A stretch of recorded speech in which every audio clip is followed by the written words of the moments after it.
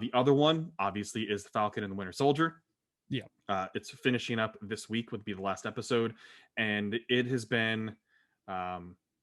Folks, we're about to get social here, so I'm just giving you a trigger warning right now about in terms of topics in general. That if you don't want to hear this kind of discussion, go ahead and turn it off and flip it off right now because we're going to get real.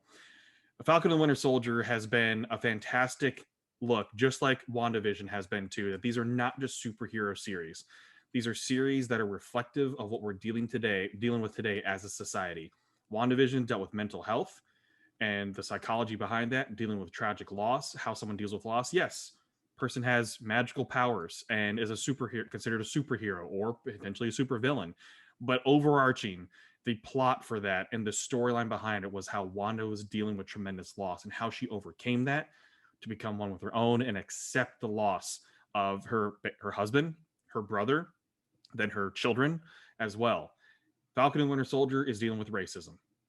And if you are missing that point, I don't know how you're missing the point of this with everything that they've continued to push forward in this and with Isaiah Bradley, with the storyline there with the super serum and how they were just lying to these men back in World War II. And I'll again say this is not real. These stories are not real, but the lessons are real. The stories are real in terms of how it's reflecting on society and what we're dealing with right now.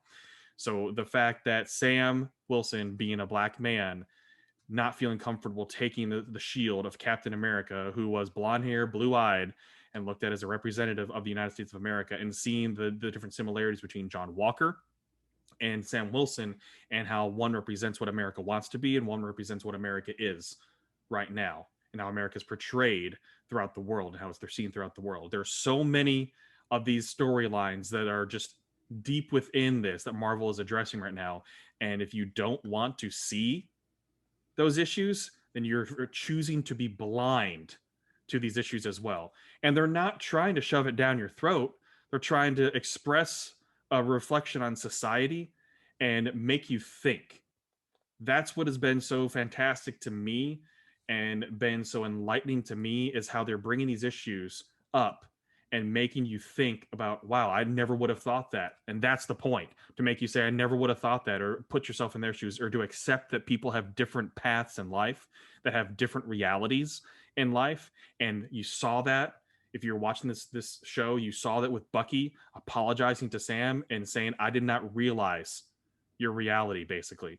That I'm sorry, I did not realize the trouble that is going through you in your mind and what you've dealt with in your life to take the shield, that it was that big for you.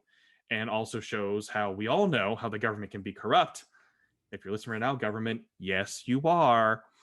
And how they can be corrupt and misconstrue things and lie and things of that sort. It is there's so many deeper meanings into these shows, and that's why I enjoy streaming them and that they're not binging right now, because it gives you time to digest topics, gives you time to talk with your friends, to talk with other people, to actually want to digest a series and talk about it. Because we see so many streaming shows nowadays compared to network shows, right?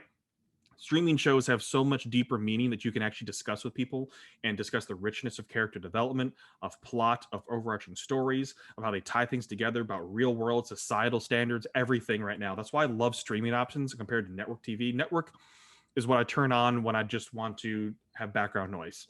Yeah. And that's what I've been enjoying about streaming so many different shows, that there's so many deeper stories. And I know I'm railing and kind of ranting right here, folks, but that's how much it means to me, because I think it's an important watch right now. These are shows that are becoming important watches, not just for Marvel fans, but for people in general, because of what it's detailing and what it's bringing to light to hopefully tell a story, make you realize more things in this world. And throey're doing it through the case of the superhero. And that's why I think makes it hopefully more relatable to people, to where they aren't as blind to things. And if it enlightens you, you learn one little thing from it, then it's succeeding and it's doing exactly what it's trying to accomplish, which is telling a story. And it's not just for entertainment. Yeah, we're entertained by it, but it's achieving a goal of talking about the society we live in today. And that's why I enjoy it. I think if each fan that watches WandaVision or Falcon and Winter Soldier, if they have that one oh shit moment during it and like relate it to the real world and they clue in on their own, and then I think it's just mission accomplished for Marvel as a whole. Yep. It doesn't matter if that person then goes, well, what a terrible series.